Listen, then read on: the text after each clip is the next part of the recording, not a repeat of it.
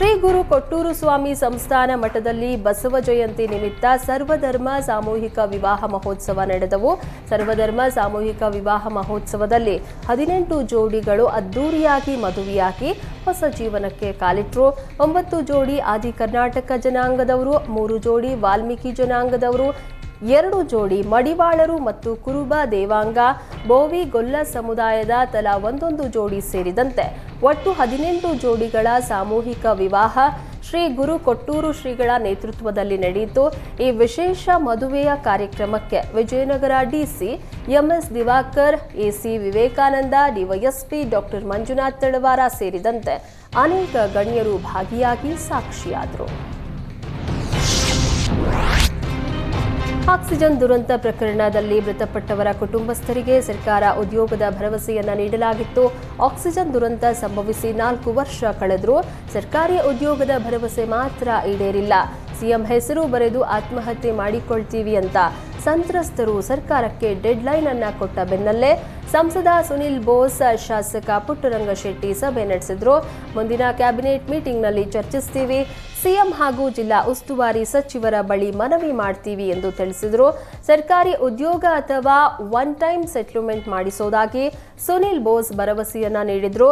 ನಮಗೆ ಹೊರಗುತ್ತಿಗೆ ನೌಕರಿ ಬೇಡ, ಕೊಟ್ಟ ಭರವಸೆಯಂತೆ ಕಾಯಂ ಹುದ್ದೆ ನೀಡಿ, ಭರವಸೆ ಈಡೇರದಿದ್ದರೆ ಜಿಲ್ಲಾಸ್ಪತ್ರೆ ಮುಂದೆ ಅಮರಣಾಂತ ಉಪವಾಸ ಮಾಡ್ತೀವಿ ಅಂತ ಸಂತ್ರಸ್ತರು ಆಕ್ರೋಶವನ್ನ ಹೊರಹಾಕಿದ್ರು. ವಿಜಯಪುರ ನಗರದ ಹೊರನಗರದಲ್ಲಿ ಅಕ್ರಮವಾಗಿ ಸಾಗಾಟ ಮಾಡ್ತಾ ಇದ್ದ ಅನ್ನಭಾಗ್ಯ ಯೋಜನೆಯ ಅಕ್ಕಿಯನ್ನ ಪೊಲೀಸರು ಜಪ್ತಿ ಮಾಡಿದ್ದಾರೆ. ಆಹಾರ ಮತ್ತು ನಾಗರಿಕ ಸರಬರಾಜು ಇಲಾಖೆ ಅಧಿಕಾರಿಗಳು ಕಾರ್ಯಾಚರಣೆಯನ್ನ ನಡೆಸಿ ಲಾರಿಯಲ್ಲಿ ಸಾಗಾಟ ಮಾಡ್ತಾ ಇದ್ದ ಸುಮಾರು 40 ಟನ್ ಅನ್ನಭಾಗ್ಯ ಯೋಜನೆಯ ಅಕ್ಕಿ ಜಪ್ತಿ ಮಾಡಲಾಗಿದೆ. ಬಾಗಲಕೋಟೆ, ಕೊಪ್ಪಳ, ದಾವಣಗೆರೆ, ಶಿವಮೊಗ್ಗದ ಸಾಗರ ಭಾಗದಲ್ಲಿ ಅನ್ನಭಾಗ್ಯ ಅಕ್ಕಿ ಸಂಗ್ರಹಿಸಿರೋ ಸಂಶಯ ವ್ಯಕ್ತವಾಗಿದೆ. ಆಕಸ್ಮಿಕ ಬೆಂಕಿ ತಗುಲಿ ತೋಟದ ಮನೆಯಲ್ಲಿ ಸಂಗ್ರಹಿಸಿ ಇಟ್ಟಿದ್ದ ಲಕ್ಷಾಂತರ ಮೌಲ್ಯದ ಫಸಲು ಸುಟ್ಟು ಭಸ್ಮ ಆಗಿದೆ. ಬಾಗಲಕೋಟೆ ಜಿಲ್ಲೆಯ ಚಿಕ್ಕಸಂಶಿ ಗ್ರಾಮದಲ್ಲಿ ಘಟನೆ ನಡೆದಿದೆ. ಮಂಜು ಬಿರಾದಾರ ಹಾಗೂ ಸಹೋದರರು ಬೆಳೆದಿದ್ದ ಶೇಂಗಾ ಹಾಗೂ ಗೋಧಿ ಫಸಲನ್ನ ತೋಟದ ಮನೆಯಲ್ಲಿ ಇರಿಸಲಾಗಿತ್ತು. ಬೆಂಕಿ ತಗುಲಿ ಸುಮಾರು 8 ಲಕ್ಷಕ್ಕೂ ಅಧಿಕ ಮೌಲ್ಯದ ಫಸಲು ಹಾನಿಯಾಗಿದೆ. ಕೈಗೆ ಬಂದ ಬೆಳೆ ಹಾನಿಯಾಗಿದ್ದಕ್ಕೆ ರೈತರು ಕಂಗಾಲಾಗಿದ್ದಾರೆ. ಸಿಎಂ ಸಿದ್ದರಾಮಯ್ಯ ಪೊಲೀಸ್ ಅಧಿಕಾರಿ ಮೇಲೆ ಕೈ ಎತ್ತಿಲ್ಲ, ಬದಲಾಗಿ ಪಕ್ಕದಲ್ಲಿದ್ದ ಸೆಕ್ಯೂರಿಟಿಯನ್ನ ಬದಿಗೆ ಸರಿಸುವ ಪ್ರಯತ್ನ ಮಾಡಿದ್ದಾರೆ ಅಂತ ಶಿವಮೊಗ್ಗ ಕಾಂಗ್ರೆಸ್ ಬ್ಲಾಕ್ ಅಧ್ಯಕ್ಷ ಚಂದ್ರಪ್ಪ ಹೇಳಿದ್ದಾರೆ. ಸಿದ್ದರಾಮಯ್ಯ ಹೋರಾಟದ ಮೂಲಕ ರಾಜಕೀಯವನ್ನ ಹಂತ ಹಂತವಾಗಿ ಮೇಲಕ್ಕೇರಿಸಿದವರು. ಅವರು ಅಧಿಕಾರಿಗಳ ಮೇಲೆ ಕೈ ಎತ್ತುವಷ್ಟು ಸಣ್ಣ ರಾಜಕಾರಣ ಮಾಡೋದಿಲ್ಲ. ಬಿಜೆಪಿಯವರು ಈ ಘಟನೆಯನ್ನ ತಿರುಚುವ ಪ್ರಯತ್ನ ನಡೆಸಿದ್ದಾರೆ. ಉಗ್ರಗಾಮಿಗಳ ಹೊಡೆದು ಉರುಳಿಸೋದಕ್ಕೆ ಮುಖ್ಯಮಂತ್ರಿಗಳು ಬೆಂಬಲ ವ್ಯಕ್ತಪಡಿಸಿದ್ದಾರೆ. ಇಲ್ಲಿಯೂ ಸಹ ಮುಖ್ಯಮಂತ್ರಿಗಳ ಮಾತನ್ನ ತಿರುಚುವ ಪ್ರಯತ್ನ ಬಿಜೆಪಿ ಮಾಡಿದೆ ಅಂತ ಕಿಡಿಕಾರಿದ್ರು. ಬೆಳಗಾವಿಯ ಕಾರ್ಯಕ್ರಮದಲ್ಲಿ ಸಿಎಂ ಸಿದ್ದರಾಮಯ್ಯ ಪೊಲೀಸ್ ಅಧಿಕಾರಿ ಮೇಲೆ ಕೈ ಎತ್ತಿದ್ದನ್ನ ಖಂಡಿಸಿ ಎಸ್ಪಿ ನಾರಾಯಣ, ಪುತ್ತೂರಿನ ಜನರು ಪ್ರತಿಭಟನೆ ನಡೆಸಿದ್ದಾರೆ. ಸಿಎಂ ನಡೆಯಿಂದ ಗ್ರಾಮದ ಗೌರವಕ್ಕೆ ಧಕ್ಕೆ ಎಂದು ಬೀದಿಗಿಳಿದ ಗ್ರಾಮಸ್ಥರು ಸಿದ್ದರಾಮಯ್ಯ ವಿರುದ್ಧ ಧಿಕ್ಕಾರ ಕೂಗಿ ಆಕ್ರೋಶವನ್ನ ವ್ಯಕ್ತಪಡಿಸಿದ್ದಾರೆ. ಸಿಎಂ ಸಿದ್ದರಾಮಯ್ಯ ಅವರು ಕೂಡಲೇ ಪೊಲೀಸ್ ಅಧಿಕಾರಿ ಅವರ ಬಳಿ ಕ್ಷಮೆ ಯಾಚಿಸುವಂತೆ ಒತ್ತಾಯಿಸಿದರು.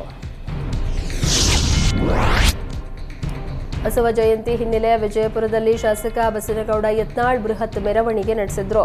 ನಗರದ ಸಿದ್ದೇಶ್ವರ ದೇಗುಲದಿಂದ ಶುರುವಾದ ಡಿಜೆ ಮೆರವಣಿಗೆ ಶಿವಾಜಿ ವೃತ್ತದವರೆಗೂ ಸಾಗಿತ್ತು. ಈ ವೇಳೆ 10,000ಕ್ಕೂ ಹೆಚ್ಚು ಜನರು ಜಾಥಾದಲ್ಲಿ ಪಾಲ್ಗೊಂಡಿದ್ದು ವಿಶೇಷವಾಗಿತ್ತು. ವಿಶ್ವಗುರು ಬಸವೇಶ್ವರರ ಫೋಟೋ ಜೊತೆಗೆ ಕೇಸರಿ ಬಾವುಟ ಹಿಡಿಯುವ ಮೂಲಕ ಯತ್ನಾಳ್ ಗಮನ ಸೆಳೆದ್ರು. ಬಸವ ಜಯಂತಿ ಡಿಜೆ ರ್ಯಾಲಿ ವಿಜಯಪುರ ನಗರದಲ್ಲಿ ಒಂದು ರೀತಿಯ ಶಾಸಕ ಯತ್ನಾಳ್ರ ಶಕ್ತಿ ಪ್ರದರ್ಶನದಂತೆ ಕಂಡುಬಂತು.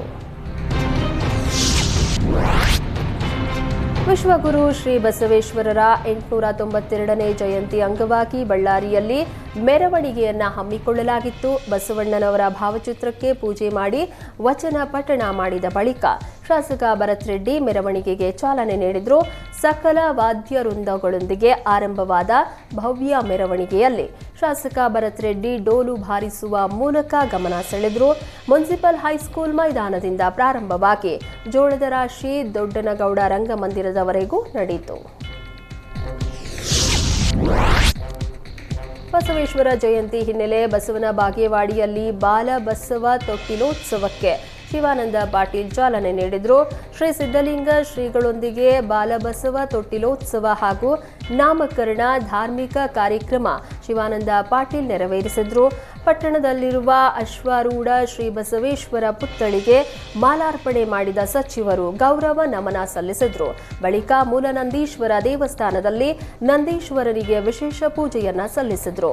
ಕಾರ್ಯಕ್ರಮದಲ್ಲಿ ವಿರಕ್ತ ಮಠದ ಶ್ರೀ ಸಿದ್ಧಲಿಂಗ ಶ್ರೀಗಳು ಧ್ವಜಾರೋಹಣವನ್ನ ನೆರವೇರಿಸಿದ್ರು. ಬಳಿಕ ಬಸವೇಶ್ವರ ಮೂರ್ತಿಯ ಪಲ್ಲಕ್ಕಿ ಉತ್ಸವದ ಭವ್ಯ ಮೆರವಣಿಗೆ ನಡೆಯಿತು.